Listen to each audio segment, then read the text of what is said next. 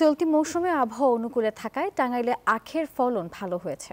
আখ কাটা এবং বিক্রিতে ব্যস্ত সময় পার করছেন কৃষক, আর আশানুরূপ দাম পাওয়ায় লাভের মুখ দেখছেন তারা।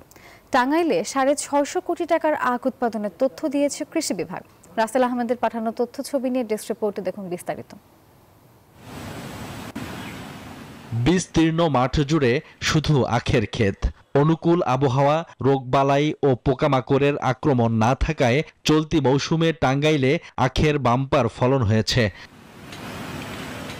জেলার গোপালপুর, ভুয়াপুর, ঘাটাইল, কালিহাতী, সদর, দেলদুয়ার, নাগরপুর সহ বিভিন্ন উপজেলায় আখের চাষ হয়েছে। ইতিমধ্যে আখ কেটে হাটবাজারে বিক্রি শুরু করেছেন কৃষক। বিভিন্ন জেলা থেকে আখ কিনতে আসছেন পাইকাররা। এই কুশাল আমরা আবাদ করি, বছরে একটা আবাদ, মনে করেন সারা বছর একটা আবাদ হয়।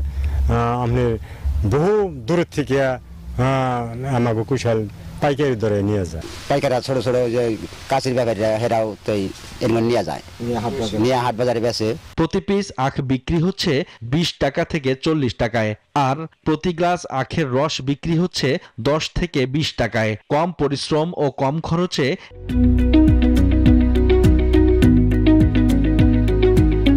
বেশি লাভ হওয়ায় আখ চাষে ঝুঁকছেন চাষিরা। সরকারি সহায়তা বৃদ্ধি সহ চিনিকল স্থাপনের দাবি কৃষকদের। 25, 26, 30, 20 দাম।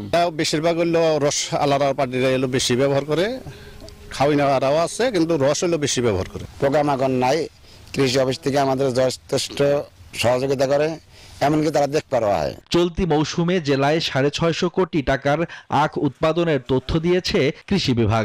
তাদেরকে আমরা ঈশ্বর গবেষণা ইনস্টিটিউটের মাধ্যমে আমরা কিছু প্রশিক্ষণের ব্যবস্থা করি, যাতে করে আখ চাষ করে তারা যাতে